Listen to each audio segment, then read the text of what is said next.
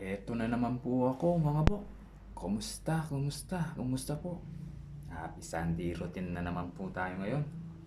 At eto nga po yung ating pa-alter na tanggap. Yan o. Sa plastic po. Siya nga po pala mga bok. Galing nga po pala kay Tukayo ko to. Kay Mr. Ismael Magkalas. Minsan, maraming salamat sa pa-alter. Dito mo nila. So gusto ni Insan, bastunin daw natin yung kanyang kabayo. Yung original na kabayo mga bok. Ayun o. Buttonfly pa siya o. So nasa 18. So ito mga bok. Nasa 8 inches kasi yung width niya eh. Sa opening niya. Sa lower opening niya mga bok. So gusto ni Insan, bastunin daw natin. Sabi niya ako na raw ang bahala. So gawin natin ng 6.5 to mga bok. Yan o. Pero sayang naman mga bok. Kasi pagka nabaston na to mawawala na yung kanyang design dito. Ito lang naman yung nagdadala sa kabayo mga bok. O siyempre wala tayong magagawa. Yun ang gusto ng kliyente natin. Kaya susundan natin mga bok. Tara mga bok. Bago natin gawin to, baka naman pwede nyo akong pa-like, pa-share, pa-follow, pa-subscribe na rin sa YouTube channel natin mga bok.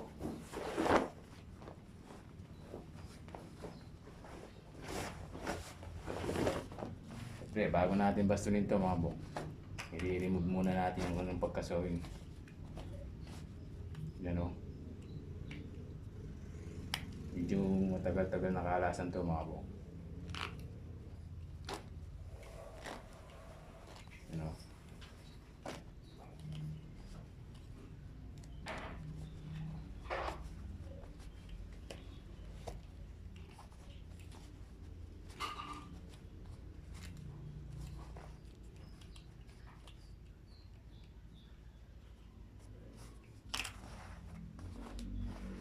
Siyempre, sa kabila pa.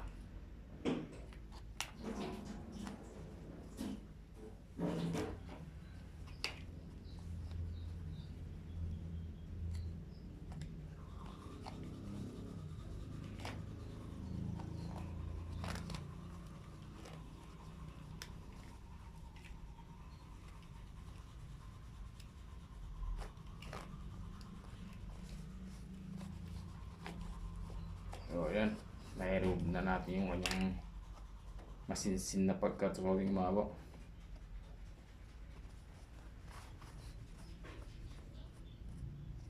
So, mamarkingan muna natin to. Mr. Ismael Magkalas. San? Gawin natin ng 6.5 yung opening nito. Medyo sa 6 inches kasi may mahirapan ka magtanggal nun eh. Medyo maliit na din. Pero nasa 6.5 okay pa yun. 6.5, 6 and 3/4. So ito na nga mga bok. Mamarakingan na natin ito.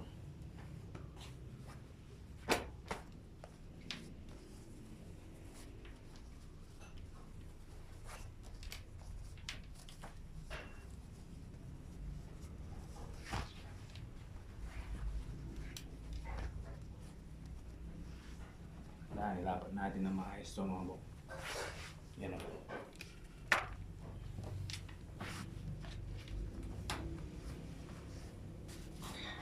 So gawin natin ng 6.5 to mga bok. O yan o.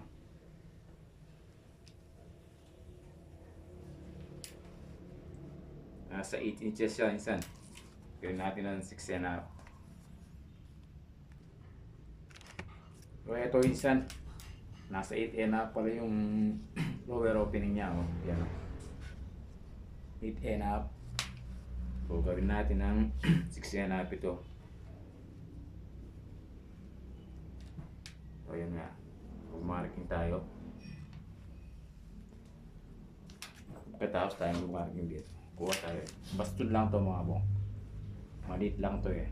Hindi katulad ng skinny. Pag sinabi skinny, hanggang dito yung mga bong. Pag baston, hanggang sa ilalim ng tuhod lang yan mga bong.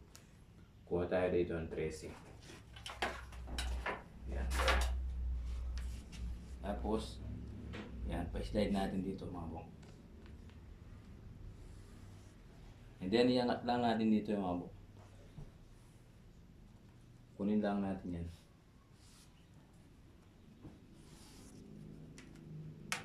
So, yan yan. Kunin natin yung 18.5 dito. Ay, 6. 5 yan. So, diretso lang tayo dito mga bok.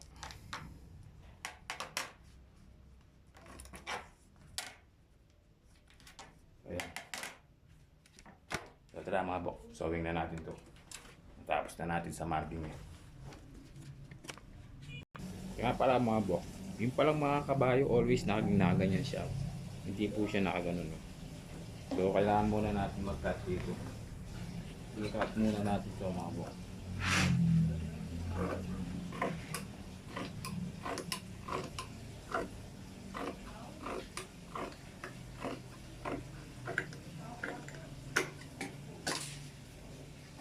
Ganyan mga bok. Kailangan muna natin mapasada to.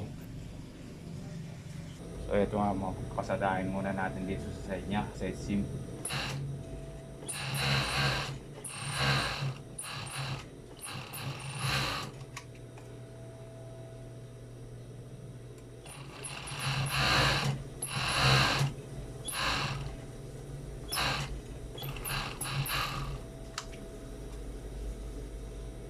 So kailangan muna mapasada dito yung mga bok para mag-open yung kanyang side seam bago natin ito. So kaya susowing na natin dito. So ito mga bok, kailangan na natin pasadahan ito.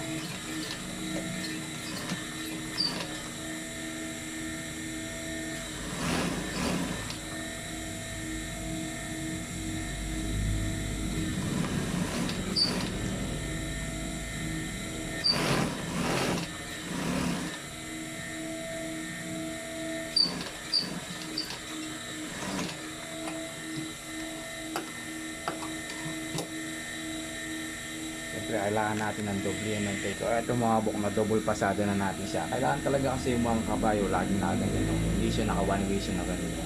Kailangan nakabuka talaga to. So ngayon yung toppings na natin ito mga bok.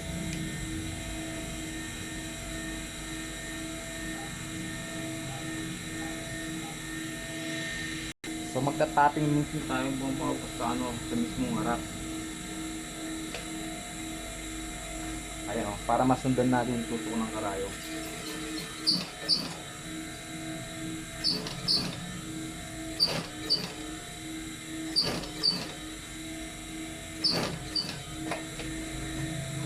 Dito sa matigas na part mga bok. Kailangan natin yung kamay dito.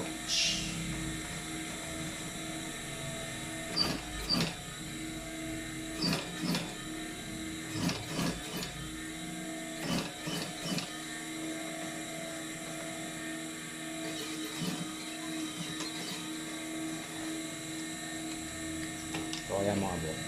Dito tayo nag-toppings para masundan natin yung tusok ng karayo.